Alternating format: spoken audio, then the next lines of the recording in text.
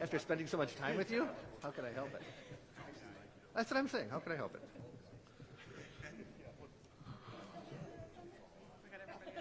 I think we're good. Yeah, that's right. We do not want an EMS call, right? Even though it would be properly funded. Yeah, how you doing? Okay, good afternoon. My name is Robin Voss, and I have the pleasure of serving as the Speaker of the State Assembly. I am joined by many elected officials and fellow legislators from around southeastern Wisconsin, and we are here today with really exciting news for the people in our region. All across the state, we have heard from our local elected officials, county officials, those who work in city government and town government, of the challenges that have occurred over the course of decades in their local funding.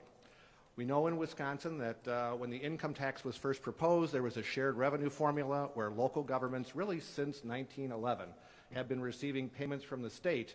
But up until about 20 years ago, that formula really started to become broken. In 2004, the funding level was frozen under both Republicans and Democrats, and we're here today to explain and make sure that the public understands a historic investment in our local governments. What we're announcing today is the single largest investment in local governments in the history of Wisconsin.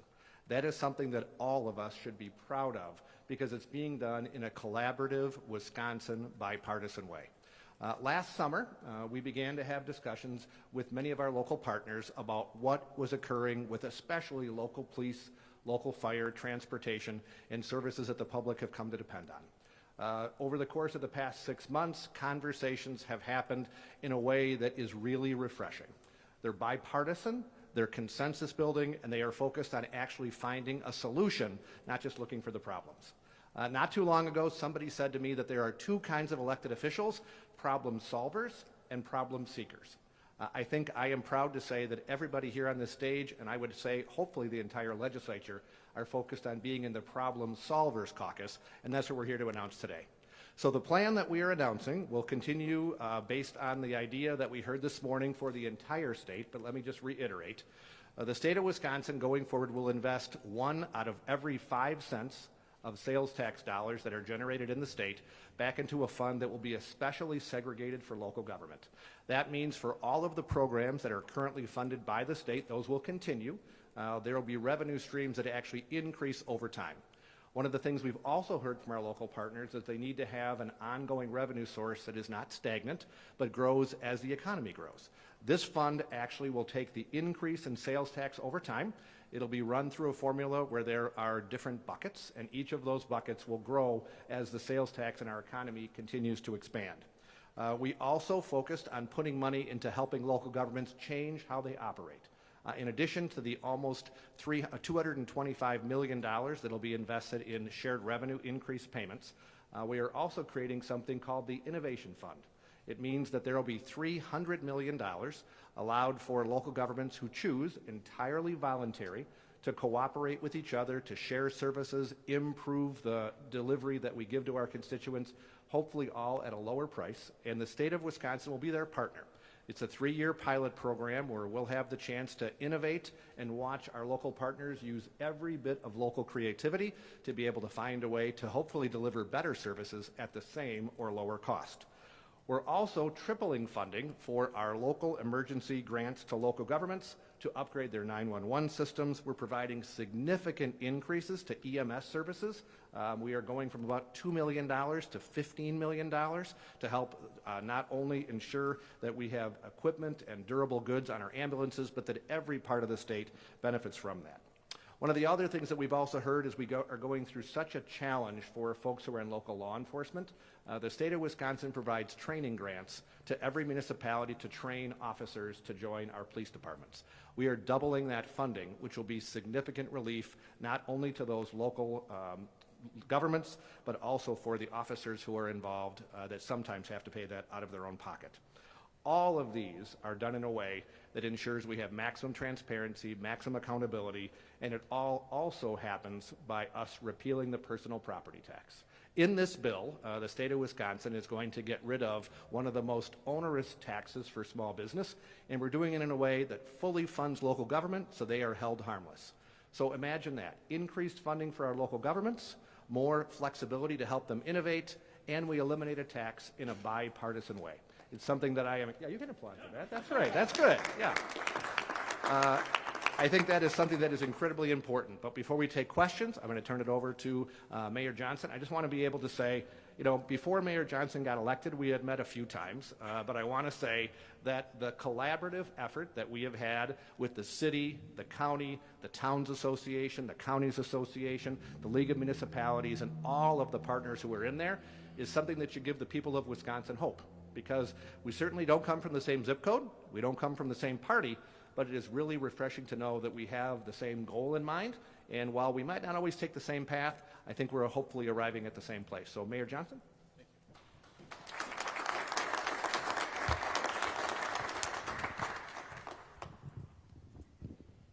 Sorry, I'm ruining the press conference. Well, thanks so much, Mr. Speaker. I really appreciate those words and the opportunity to work with you, the opportunity to work with my colleagues at Milwaukee County, other legislators as well. The Speaker and I have spent a lot of time together as of late. I talked about having a cot in the Capitol when I got elected mayor, and spent a lot of time in the Speaker's office and another legislator's office as of late, too. He's a tough negotiator, I will tell you that, and I suppose he might say the same thing about me, about the county exec, and so many others as well. I'm pleased, though, that we've made some significant strides towards a remedy to the city's fiscal issues. From the outset, that's been a paramount goal of mine, and this legislation starts to diversify revenue sources for the city of Milwaukee. It starts to increase the amount of shared revenue that goes to the city of Milwaukee and other units of government across the state. And it puts Milwaukee on a path to resolve its onerous pension obligations.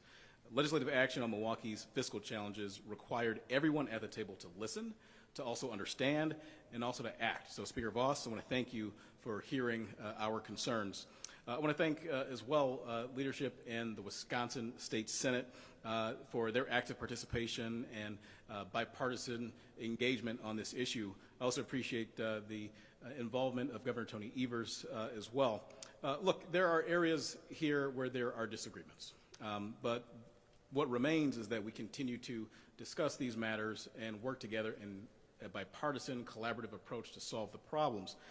That said, the progress we've made is notable. In fact, it is unprecedented in modern history. The discussions have required open-mindedness and have also required diligence on all parts of this agreement. And fundamentally, there is an understanding that Milwaukee's future is important to the entire state of Wisconsin. Not just here locally, not just here in the city, but Milwaukee's future is important to the entire state of Wisconsin. My city will continue to be the state's most important economic and cultural center. We are an essential location for jobs. We're an essential location in Wisconsin for higher education as well. Whether it's Fortune 500 companies, major banks, accounting firms, law practices, manufacturing, tech, service industries, Milwaukee is at the heart of Wisconsin's future. There are steps ahead, but we've established an approach where common interests and respect, quite frankly, rule the day. So thank you again to the Speaker. Thanks so much again to legislative leaders who we've worked with over the course of the last year. And thanks as well to the partner that I'll introduce right now. We've worked very closely over time, Milwaukee County Executive David Crowley.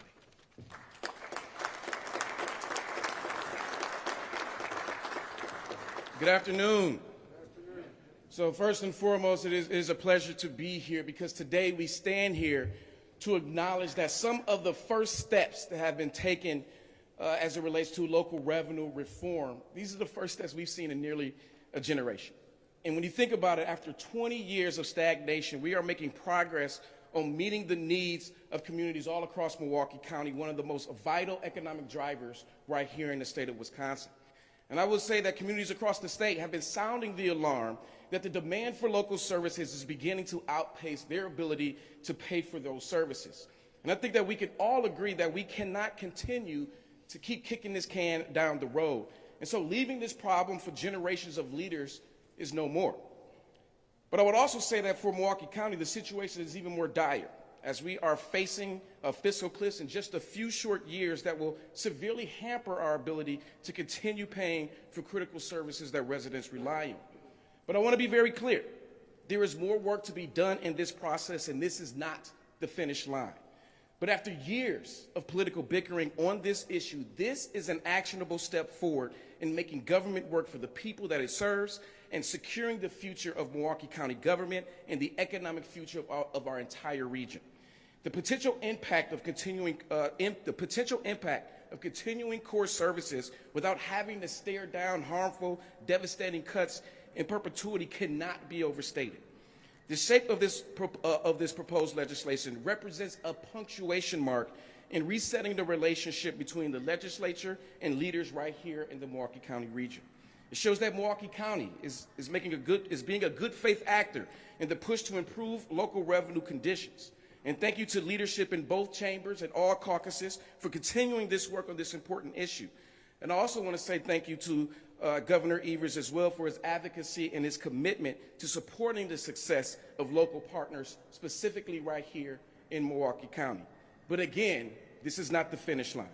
And so we are going to continue to work on a solution that prioritizes raising local dollars to solve local issues without a budgetary cost to the state of Wisconsin that doesn't compromise resources for other communities as well.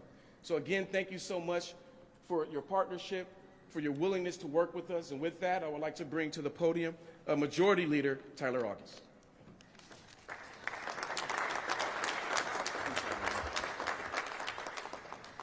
Well, thank you, County Executive. This is really a great day for our region. Certainly here in the city of Milwaukee, the county of Milwaukee, where we actually have leaders that are willing to step up and try and solve the fiscal issues that were not of their creation. These are things that they inherited that have, as both the mayor and the county executive said, have been an issue in this region for decades. But the good news is also for folks who don't live in the Milwaukee region that there's plenty in this package to be proud of as well. As the speaker mentioned, whether you live in the state's largest city here in Milwaukee or some of the smallest townships in rural Wisconsin, there is plenty in here for your community. This is a generational change in the way that we fund local governments, the way that we partner with our local elected officials, and there is something for everyone in this package, from, again, the largest city to the smallest town and everyone in between. So this is a historic day. It's a day that the Wisconsinites can be proud of, to see people from different political backgrounds actually sitting down, doing the hard work to get us into a position where all local governments can be successful for the next generation. With that, I'm pleased to introduce the City of Brookfield Mayor, Steve Ponto.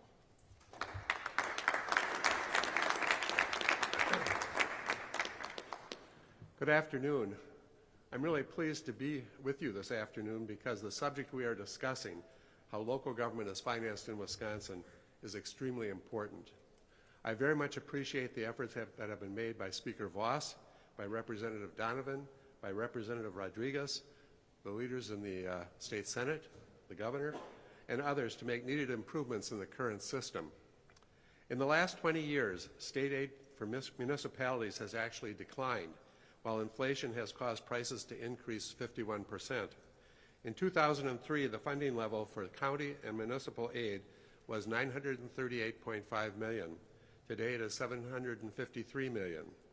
For the city of Brookfield, shared revenue in 2003 was just over $1 million. Today, in 2023, it is $578,000. At the same time, the state has imposed strict property tax limits on municipalities with no provision to make adjustment based on the current significant rate of inflation. Unless municipalities obtain more resources, we will be unable to provide the same level and quality of local services that we have in the past. Lower quality services will eventually lead people and businesses to locate in other states with more prosperous and attractive cities. Wisconsin should increase its investment in cities because if cities are not doing well, neither is the state.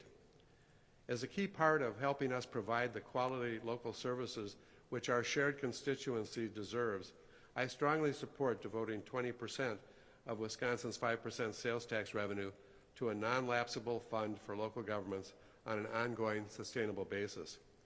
I appreciate the specific proposals being made now, today, and I'm hopeful that with input from the State Senate and the Governor, it will lead to a workable solution for all of our local governments. And with that, I'd like to introduce County Executive Delagrave. Thank you, Mayor. Well, good afternoon. What a great day to be part of local government and recognizing our partnership with the state of Wisconsin. First, I want to just say thank you to the state, in particular the State Assembly and leadership, for recognizing just how important local government is. In particular, county government, most of our services are those that potentially are life and death or very important to our citizens of the state of Wisconsin, and in my case, Racine County. Whether that's sheriff's deputies responding to perilous situations, whether it's child protective services, whether it's mental health or alcohol and drug addiction, these are important services. So this is a big step in providing a boost to be able to continue those who need help, those who are in need for the county to respond to that. So thank you very much. The other great thing is this innovation fund. I believe there's so much to gain from here, to consolidate government, to lower costs, to create better services.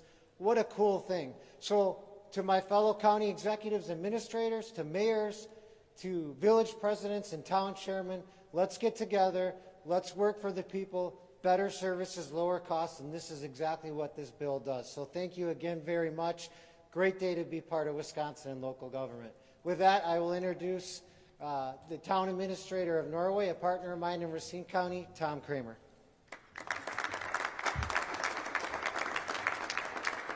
Thank you, John. Thank you, Jonathan. Thank you, Mr. Speaker, for bringing this together. All the representatives behind me. My name's Tom Kramer, and I'm the administrator of the town of Norway.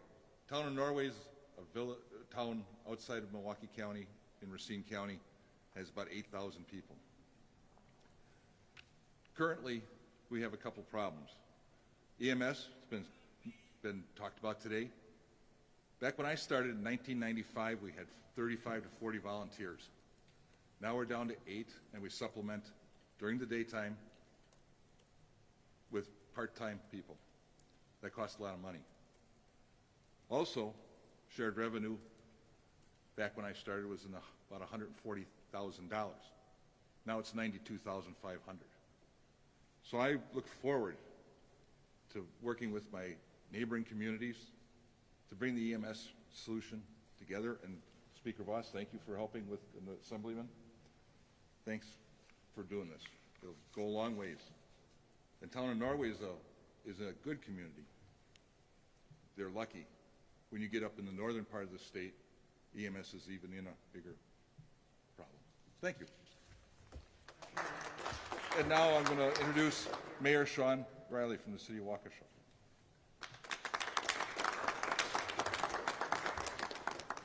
Hello, everyone. I'm really happy to be here. I've been working in municipal government for more than 30 years, and this truly is historic. I understand that there was 3 other press conferences this morning. This is the 4th. What's happening today is something that's, to me, is truly amazing. I really did not think we'd get to this point. I also have to say that there's still a lot of work to be done, though. But I appreciate the legislature working to address the significant and growing shortfall in funding of critical local services. I understand that the lift needed to make this happen. There'll need to be more work in order to cross the finish line to fix a broken municipal financial system. I'm thinking of cities and municipalities. I want to thank all those that are working on this to get us to this point. Like I say, what we have here today is truly historic. There's still work to be done, but I'm so happy to be up here. I started as municipal attorney in 1992, and this is the first time I can say that the funding system for municipalities is undergoing a significant change for the better, because the funding system will grow with the economy, and that is what municipalities need. So thank you very much. Next speaker is the Waukesha County Executive, Josh Showman. Washington. It's not. Happens all the time. Happens all the time. I'm Washington County Executive Josh Homan, and I'm thrilled to be here as well. I am the president of the Wisconsin County Executives and Administrators Association, and so it's a particular privilege for me to stand in front of you on the fourth of four of these sessions to be able to say thank you to our Assembly leadership and to our Senate leadership for getting us to this point. And I am so excited to be able to stand one day in the not-too-distant future with Governor Evers when he signs this bill. It is so important for local governments to have this kind of collaboration happening. I have been doing this work for almost 20 years in some way, shape, or form. When I got into it, it was after I came back from Iraq in 2003, and I all the time get people asking me, why would you want to work in local government? And many times I say to them, you can't fix it unless you're a part of it. And the people standing up on this stage are all a part of the solution today. For years and years, I've been going to county administrator conferences, city administrator conferences, and hearing people for generations complaining and not bringing solutions like the speaker spoke of just a few moments ago. This is a solution-oriented approach, and we should all be very proud of it. There's a long way to go to get to that day when there's a signature, but it is something just to be standing here right now. And I'm pleased to be standing with this group of people. So thank you so much to the leadership at the Wisconsin Counties Association. As the president of WCEA, I'd be remiss if I didn't particularly thank Kyle Christensen, who was critical in making this all possible, as well as the members of the task force that I formed almost 2 years ago to try to start this conversation. It certainly was not just that group, and there's so many people here standing here who brought us to this moment, but I feel like without that discussion, we're not standing at this podium today. So thank you to each and every one of them. I'll end by saying this. Whether it's my friend Nick Trimner, the county administrator up in Price County, or whether it's my friend Lance, county administrator up in Marathon County, or County Executive Crowley or myself, it's a beautiful day when Milwaukee County and Marathon County and Price County and Washington County can all stand together saying this is a positive win, not only for the economic engine of the state of Wisconsin, but for all of us together. So thank you for making it happen. And with that, I'd like to welcome up representatives from the Milwaukee Police and Fire Association.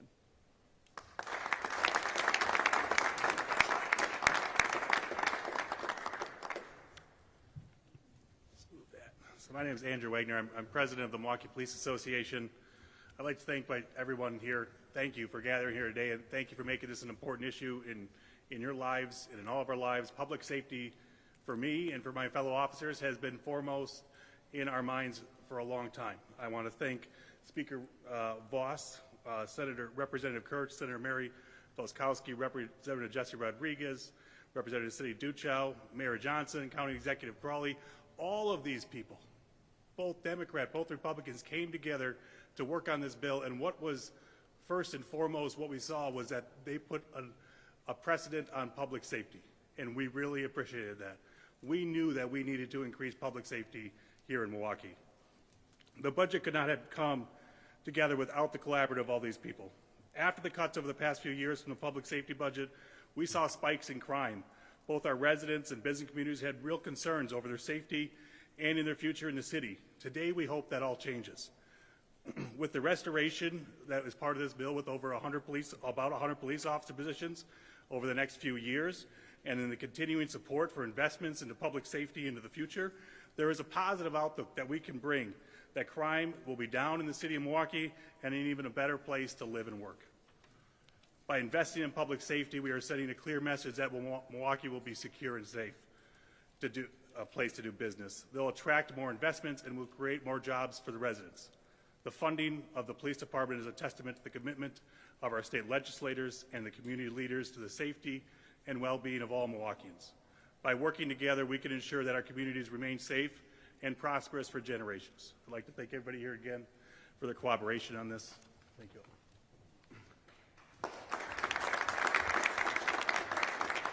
My name's Eric Dawn. I represent Milwaukee Fire Association. It's an honor to stand before you. I really want to thank Speaker Voss and all the legislature Mayor Cavalier Johnson, and County Exec Crowley for your hard work and collaboration.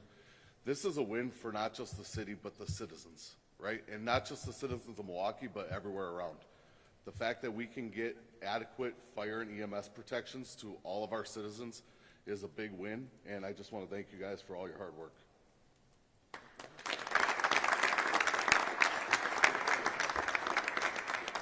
With that, Mayor Johnson will take questions.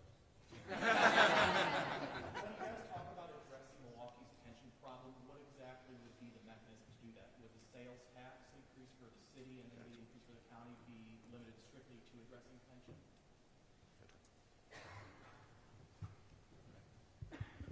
Yeah, thank you for the question. Yeah, the increase that we will receive from the sales tax will put us in a position where we're able to take care of our unfunded liabilities in our pension and provide opportunities for us to have additional dollars to be able to invest in public safety. So yes, to answer your question, yes, the sales tax will allow the city of Milwaukee to be in a position to make investments in our pension system. And then the goal is to do a soft close of our present municipal pension system and then move all future employees into the state of Wisconsin's pension system, Wisconsin retirement system. Mr. Speaker, what would you say then to anybody who hears that and believes that this is micromanaging? There's already been criticism from the Waukesha County Executive saying that the state is essentially dictating how local governments would be able to use this new money. Well, one of the things that I found is that in any deal, you are going to find things in there that you think are fantastic, and you're going to find things in there that perhaps if it was your writing, you wouldn't put them in there. So I think this is a really good collaborative effort. But I do want to follow up on one of the things that the mayor said. One of the best parts about the deal that's in front of us is that for those of us who visit Milwaukee or live in Milwaukee, Milwaukee County, we have been concerned about cuts in police officers. Part of that has been a direct relation to the unfunded pension liability, again, not created by the present mayor, but by his predecessors. And one of the best parts in this deal for anybody in southeastern Wisconsin is knowing that the number of officers we have today is not going to go down. I think that is a huge benefit for the state. As the mayor said, over time, we have a requirement in this proposal where the number of officers will go up to hopefully keep addressing the problems that we have seen regarding crime and all the issues that are associated in the city and the county. So I think it's a really good step forward. I think it is something that's really positive. And for those folks who care about Milwaukee's future and the future of public safety, that's why we hope they'll support this proposal. Mayor Johnson, do you know yet how much of the revenue generated from the sales tax will be allocated to the pensions, or have those details not been worked out yet? I believe, and look, there's been a lot of numbers that have been floating around, so my apologies if I'm not crystal clear on it, but I believe that number is $120 million, I want to say. Just for the city of Milwaukee, right? There's a pension issue at the city of Milwaukee level, there's a pension issue at the Milwaukee County level, but just for the city of Milwaukee, my understanding is that roughly $120 million is the amount of money that we'll be investing towards our unfunded pension liabilities moving forward. And Mr. Speaker, you said earlier that this has been something you've been working on for years, but in the last 6 months there's been a shift in the conversation with going across the table, people willing to work together. What has changed in the last 6 months that has led to that? Well, I want to give credit to all the local officials who are behind us. There was really a concerted effort, I think, in every part of the state to showcase what has been happening over time. Now, chances are, probably because like every family, local governments are facing inflationary pressures that we haven't seen in probably 1 or 2 generations. It's put incredible stress on city budgets. You want to make sure that if you have people who are picking up your garbage, delivering, a person to the hospital, any of those things, that they have adequate pay to be able to find good people to work in local government. So that's one of the key stressors that we've seen. The other is, as Mr. Kramer mentioned, we're seeing, especially in rural Wisconsin, where many times the entire EMS system was run by amazing volunteers. They're aging out, and younger people aren't joining at the same level. So we have to rethink how we do public safety and EMS. That's one of the key things that we're seeing in this proposal, is hopefully the opportunity to innovate, but also invest in services where perhaps volunteers took care of it before, but now we need to have someone who is going to answer 911 that perhaps isn't a volunteer. So I think a lot of forces came together, but I do want to reiterate the goodwill that I think the county executive, the mayor, all those folks who sat at the table generated. It doesn't come easy. It takes time. I think that the change in administration at the city definitely made a difference, because Mayor Johnson was willing to invest the time, not always agreeing with our proposals, but fighting as vigorously as he could for his position. I respect that. I think we did the same thing. That's a big difference from where we saw it in the past. Mayor Johnson, how much sales tax would go to the city and the county? Like, what are the percentages? And then also, what is the shared revenue amount that would go to each city? For the city of Milwaukee, the legislation would allow for a 2% sales tax, and for Milwaukee County, perhaps the county executive, it's 0.375 as an expansion for Milwaukee County. Will this be able to make a tangible impact on the budget this year? We talked a lot about cuts this week. Is this going to be able to get in under the wire for that? Well, that's why I say that there were some disagreements and some areas where there's still opportunity for us to work on this. This is not done yet. There's a concept that's out there, and so we'll continue to work on that. So it's my goal to get money in the door as quickly as possible, and I think there's a mechanism to be able to do that. But there's still work to be done. So that's inconclusive as of right now. Mayor, just to That's all the clarify, time we have for today. Thank you. Speaker Voss, why not just return the state's shared revenue to what it was before? That would alleviate so many issues, and the state has a huge surplus. Sure. I'll take a couple more questions. So part of the challenge that we see, and this is where legislative Republicans had concerns, the shared revenue formula as it was developed quite a while ago has an outdated notion that only cities deliver services, that villages and towns really did not become the regional centers that they were 100 years ago.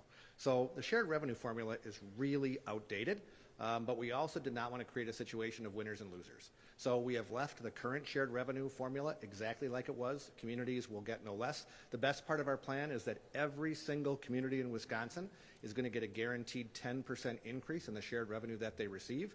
Now, some of the communities that got significantly less based on a per capita, as an example, some municipalities in Wisconsin get $1 a person, some get $300 a person, right? That's probably a disparity that's not fair. So we have the second part of our proposal takes much of the new dollars that are coming in, goes through a formula to guarantee that there are winners in every part of the state. Every single person who's watching your local government will get more to invest in police, fire, EMS, roads. I think it's a big win for everyone. How far away are we from coming to a firm agreement on this? So I would say we are at 98%. We have had a broad framework. I think there is bipartisan agreement on almost everything in the package. There are individual details. As an example, we do not have a specific run. It was supposed to be here by noon today, but we want to make sure that the Fiscal Bureau does it exactly right to know the dollar value that will go to each municipality. We have a rough idea, but we wanted to make sure we release something that's incredibly accurate. So that's probably the last big piece that goes into the final equation, and we're hoping to have that out perhaps tomorrow, or it could be as late as next week. Can you clarify if voters will have to approve the sales tax in Milwaukee County, and if you think they will?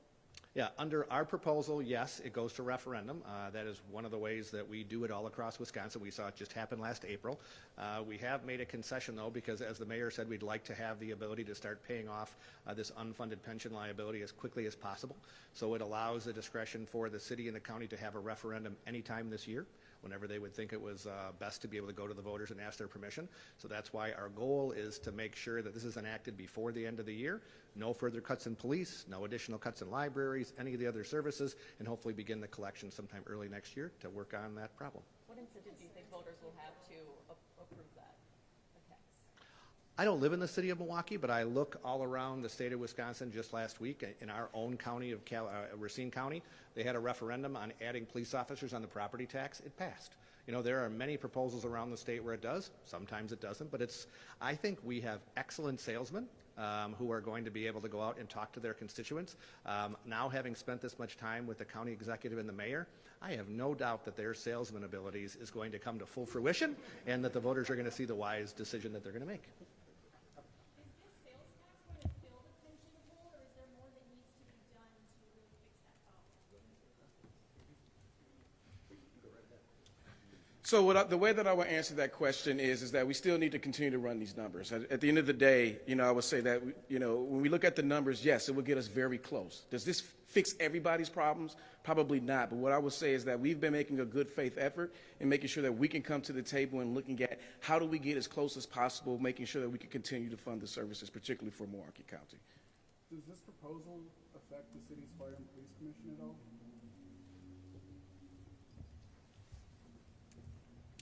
The bill does have some provisions that would affect the Fire and Police Commission, yes, in terms of the policy powers over at the Fire and Police Commission. What happens to policy powers?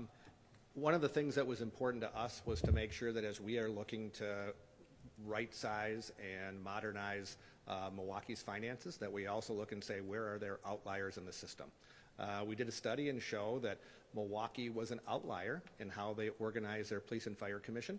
So in working not just with the folks who represent the brave men and women of the Milwaukee Police and Fire Department, but also with folks all around the country, we look to see what's the standard. And this bill basically still allows the Police and Fire Commission to select the chief, just like it does now, but it makes sure that the police chief, who ultimately has a law enforcement training and background, is the one making the policies in consultation with the mayor and the common council. Will there be any other restrictions on how Milwaukee can use either sales tax or property tax money? For instance, is there a ban on using money on the streetcar extension?